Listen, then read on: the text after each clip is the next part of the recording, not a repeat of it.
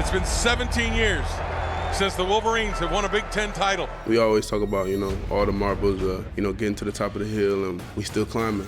We close, we can see the top, we can see the finish line, but it's a big adversary in front of that. The talk this week has been, will Michigan have a letdown? Will there be an Ohio State hangover? I've dreamed of this since I was a little kid. Us having success and being in a position we're in and win a championship, and that's what we're in now. We're going to have to take it. Iowa is not going to give it to us. There's not a player on this team that has a ring, so that's enough juice to keep us going. Blake Corum scores! Touchdown, Michigan! Touchdown on the Transcontinental! Hutchinson, sack time! And the Wolverines, for the first time in 17 years, stand atop the mountain of the Big Ten Conference, and they're going to go to the college football playoff.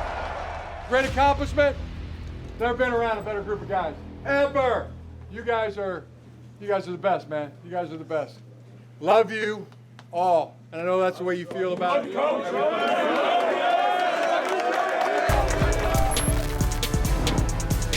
Inside Michigan Football is presented by Meijer. Hi, everybody. Welcome to Inside Michigan Football and Lucas Oil Stadium in Indianapolis. I'm Jim Brandstatter along with John Jansen. And I know you've heard this since last night, but the University of Michigan football team is the Big Ten champions for 2021. Sounds pretty good, doesn't it, John? It sounds damn good.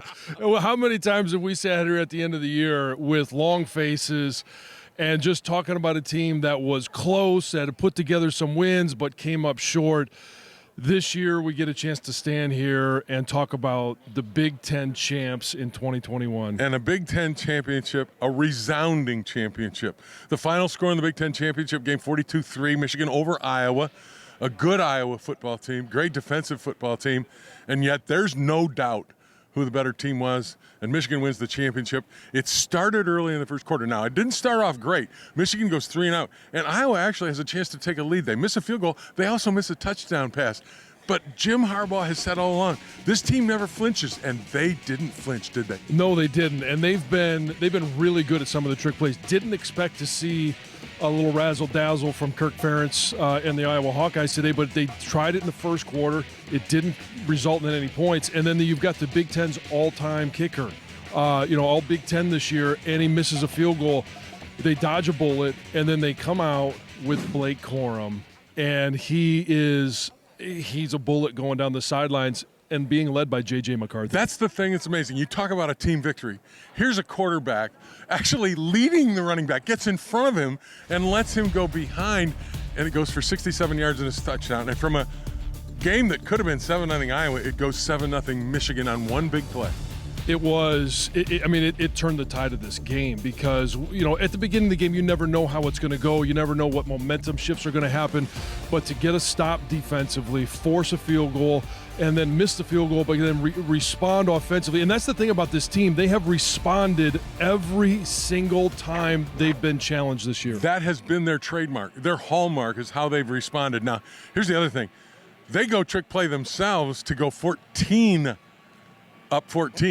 and that's a little lateral pass to Donovan Edwards, and he throws a bomb to Roman Wilson. I didn't know Donovan Edwards had that kind of an arm, the young freshman, but that was a thing of beauty. It goes the distance. Michigan's on top by 2 scores. Well, and Jim Harbaugh said they've been working on that one for a while. They knew Donovan could throw the ball, but the thing about it is some guys can throw the ball great in practice, and we see quarterbacks that do this on a regular basis, and when they have a guy wide open, they overthrow him or they underthrow him.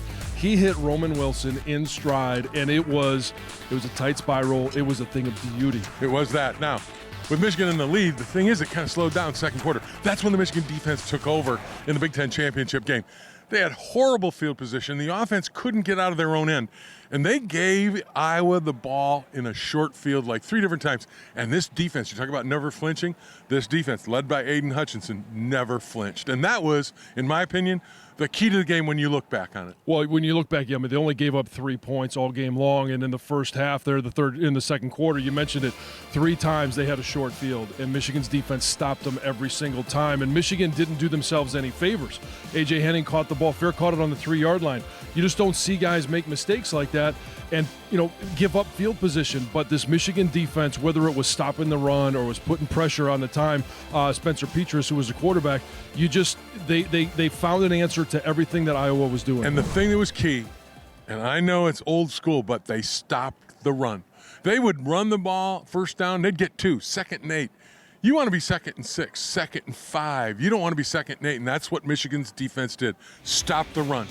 Well, and that's coming into the game, you knew that's what they were going to have to do. Spencer Petras and Padilla, neither of them were very accurate throughout the course of the year. The way that they were able to score points, if they weren't going to get it defensively, was by running the football. So if you could be stout up front, and there's 2 guys I think that we need to mention, and that is Mozzie Smith and Chris Hitton. They're going against one of the best offensive linemen, I think the best offensive lineman this year, and they did a tremendous job. And Michigan, it goes to the locker room with a lead at halftime, and then they blow it open in the second half. Don't go away. When John and I come back, we'll talk to you about Michigan cruising to a Big Ten championship in Indianapolis. That's coming up next on Inside Michigan Football. McNamara gets the snap, looks, throws a backward pass, and now Donovan Edwards throwing deep down the sideline. He's got a receiver wide open. The trick play. It's a house call for Michigan. Touchdown on the Transcontinental. Man, I put the ball where it needed to be, put the ball on the money, and Roman just ran up under it. A spectacular player made a spectacular play, and just couldn't be more grateful for the opportunity. He's a talented dude, but he has never, and I repeat, never thrown a ball like that in practice. He must be a gamer because he came out and he dropped a straight dime. Inside Michigan Football is brought to you in part by Meijer, official sponsor of Michigan Athletics and proud sponsors of local sports teams across the Midwest. And by Gardner White, Detroit's #1 furniture and mattress store. Unbelievable, man. They all said we couldn't do it, and look at us now, man. I've been saying this all year. It's a testament to our brotherhood, and look how far, brother, it takes you, man. So we did it. Cloud 9. That's the only way. This is Cloud 9, man. I'm in disbelief, you feel me? Working with these guys, grinding it out through camp, through winter conditioning, through it all, and, everything paid off, and, it's just such a blessing, just to be in this position right now, but we're not done yet. Job's not finished. Back in Indianapolis at halftime of the Big Ten championship game, Michigan had a 14-3 lead. Second half sets up for Iowa and Kirk Ferentz. They get the ball first. But instead of setting up for Iowa and Kirk Ferentz, Michigan sets it up for themselves. Like they did against Ohio State, they force Iowa in their first possession with nothing. Well, and, they go 6 plays. They go 15 yards. They force Iowa to punt, and they set the tone defensively, as they have done all season, as they've done especially late in the season. But now the Michigan offense gets the ball, and they march down the field, and it was the response. It set the tone for what they needed to do offensively because, in the first half, they didn't move the ball well, and it was 8 yards by Hassan Haskins. It was a first down pickup by Cornelius Johnson. There were so many things that they were able to do, and it was gaining yards on first down, basics of football, and converting third downs. When you talk about how guys go about their business and winning football games, there's a thing called momentum.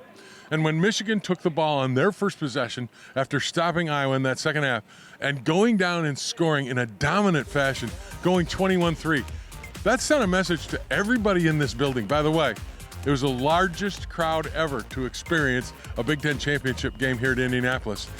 It sent the message to Iowa and their bench.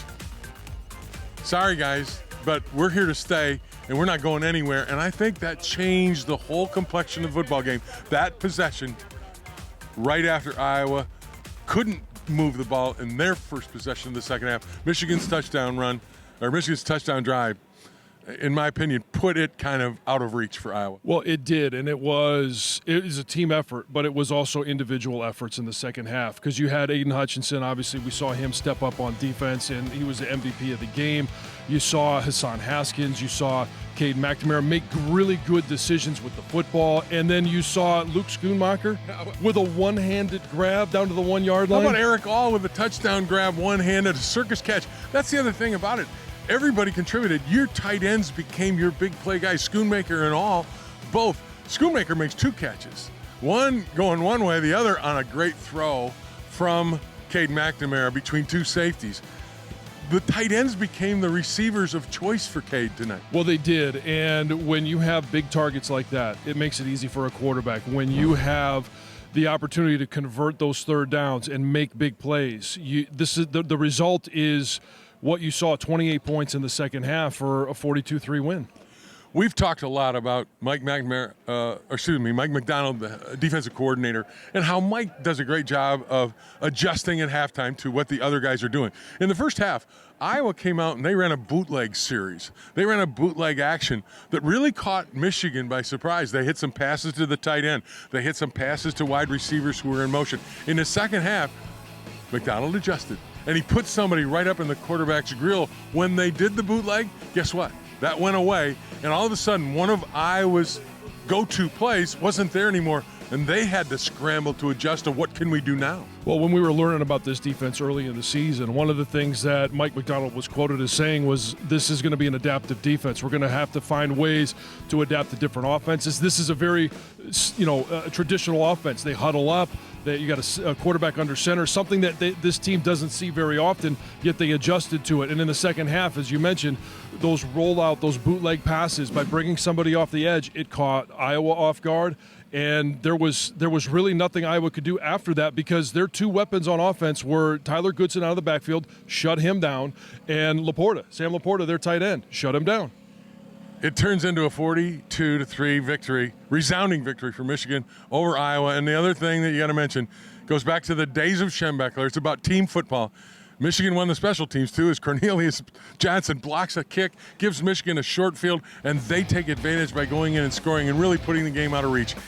All three phases have to be winning in order to win championships, and that's what this team did. Well, and when you think about Iowa, you think about a team that's really good in all three phases, so you've got to be better in all three phases, and Michigan used their special teams, as they have all season, as a weapon. It was a glorious, glorious night in Indianapolis. For the first time in 17 years, Michigan stands atop the Big Ten football world with a Big Ten title. Let's go to Ed Kongursky in the locker room now with some very, very happy Big Ten champions. We all just wanted a ring so bad. We all wanted to win so bad, and we did it in a dominant fashion. It's a great feeling, a great team, a great day, glorious day for Michigan football. It's amazing. It's an amazing feeling. We came from being unranked to 2-1 right now, so we came a long way. A lot of people doubted us, and we just overcoming a lot of doubters, so it's a blessing. Every emotion possible. It's just been a long season, a long journey, and it's been a grind, so we all excited for it. We just wanted to come in as a defense, as an offense, as a special teams unit, and just do our job and execute, and we did that. So it showed. The product shows, so I can't even express how happy I am right now. The joy in the locker room was just overwhelming. And how is this for coincidence? They wore that 42 patch for the young man from Oxford who was killed in the shooting last week. The Wolverines put up 42 points. They couldn't have scripted it any better. Make sure you stick around. We have our conversation with head coach Jim Harbaugh still to come right here on Inside Michigan Football. Today's conversation with Jim Harbaugh is brought to you by Meijer, official sponsor of Michigan Athletics and proud sponsors of local sports teams across the Midwest. How does it feel? Feels great. For the mighty men and women of Michigan football and our tremendous fan base, all the people who stuck by us, it's a great feeling. And for the kids, you got a chance to see them on the stage. Aiden Hutchinson got the MVP. What does it mean for you to be able to see those guys with the confetti coming down and celebrating? That's what it means. It's all about them. It's all about them. And as you know, we come by a sign every day as you walk past the statue of Bo Schembechler. It says, "Those who stay will be champions." And put an exclamation point on that. We made that true, and couldn't be happier about that. Let's talk about the first half real quick. The two dramatic plays in the first half, obviously Blake Corum and the big run, and then Donovan Edwards. Is there a competition at quarterback with Donovan Edwards? Well, I'll tell you what, that play's been ready for prime time for a couple weeks. We've been practicing it before Donovan got hurt, and then after he came back. He's never missed on that throw. He goes out there and just completely throws dimes. It's uncanny. on the run, sometimes off the wrong foot, but it's every time. It's a heck of a strike. So we just knew that was going to work. We had it in the first 15. As soon as we got on the left hash, after about the 4th or 5th play, we wanted to run it. And the performance of the defense. I mean, it was a dominant performance. It's been that way all year, but especially tonight.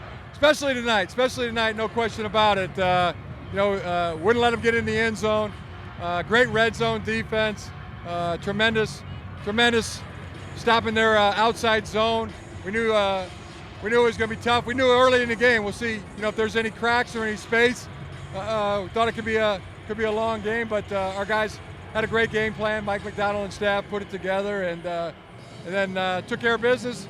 The rest of the way, special teams, big block punt by Cornelius Johnson. I still don't know how he got that ball. I didn't think that he was anywhere near position to be able to block it, but he was able to reach in there with his left arm. And it's just the way our team has gone all season. Somebody steps up.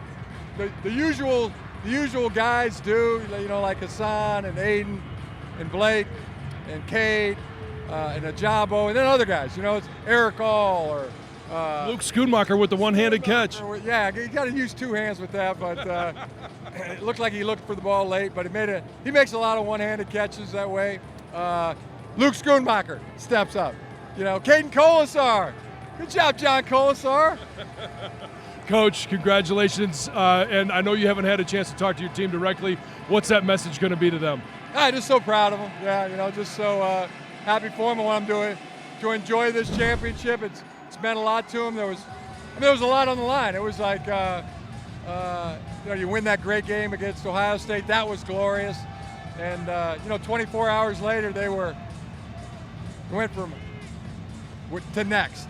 And so I know that's the way they'll be here. We'll give them a few extra days off to enjoy this one, and hopefully they get a chance to get home in the next 7 or 8 days. Give them a couple weekends off here. Go home and be hometown heroes. They deserve it. Well, congratulations, Coach. We're proud of you as well, and we'll look forward to seeing what happens with the college football playoffs. Thanks, John. Appreciate it. Time now for our Al Rose Steel Man of the Week. This is really just us executing, following the game plan, and trusting Coach Mack. It's what it came down to. Michigan football is going to miss that guy. We did it, and we can take a deep breath, and we can just sit here and enjoy it. And man, it's so amazing. Inside Michigan Football is brought to you in part by Meijer, official sponsor of Michigan Athletics and proud sponsors of local sports teams across the Midwest. And by Gardner White, Detroit's #1 furniture and mattress store. We did what we said we was going to do. We was who we said we were. Now we Big Ten champs. So let's leave our mark. Let's keep going. We're going to be back on the 13th, but let's ride, baby. And I've never been a part of a team this close, this strong, and this dominant in my life. And you've never been speechless either. I've never been speechless before.